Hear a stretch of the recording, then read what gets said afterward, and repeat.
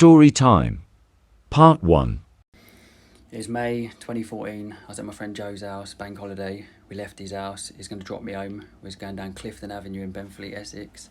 Driving down the road and a geezer stops us and hollers Joe over, like pulls him over and says, like, I can have a lift to the station. And Joe's like, yeah, okay, no worries. And I was like, what are you doing? And he's like, yeah, it'll be fine. We'll give him a lift. So the geezer jumps in the car and he's like, I'll give you a tenner to take me to the station. I was like, all right, no worries. Drove towards the station, went past the high road and see a car crashed on the side. And the geezer like looks all shaky and stuff, and then his friend rings him. He answers the phone to his friend and he's like, can you pick me up as well? And he asks Joe, and Joe's like, yeah, okay, no worries. We go and pick him up.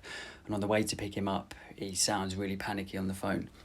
And we get down this road and there's two women that block us in because this geezer's on the side and he's like running, and the geezer on the phone's like, oh, jump over bare bushes, jump over bare gardens. And I was like, what is going on? And these two women sort of block us in down this road, and there's a police helicopter, and literally, hand on heart, the police helicopter's light beams on Joe's car, and it feel like when GTA. The geezer jumps out of the car.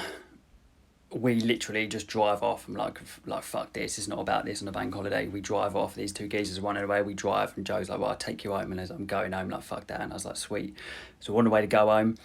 We get right near my house, about two minutes away, and this geezer's there again, and Joe sort of slows down, and the geezer tries to get in the car, and Joe was like, what the fucking doing? So literally, we're out of there, drive off, we go back to the high road to go and see what's going on, like see if we can find anything more out. And these two women are there that have just blocked us in, and they're like, could you maybe go and get him in the car, like sort of lure him in and bring him back down here, like, because there's two other people, there's three in the car, two of them are like loose and they're armed, so could you do it? And I was like this is no. And Joe's like, yeah, we'll do it. And I was like, this is like, well, sketchy, it's dangerous.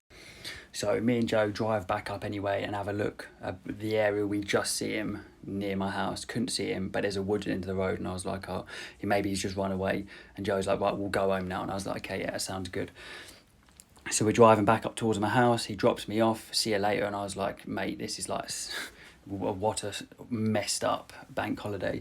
He drops me off. I'm standing on my doorstep. I'm having a fag, little nighttime fag.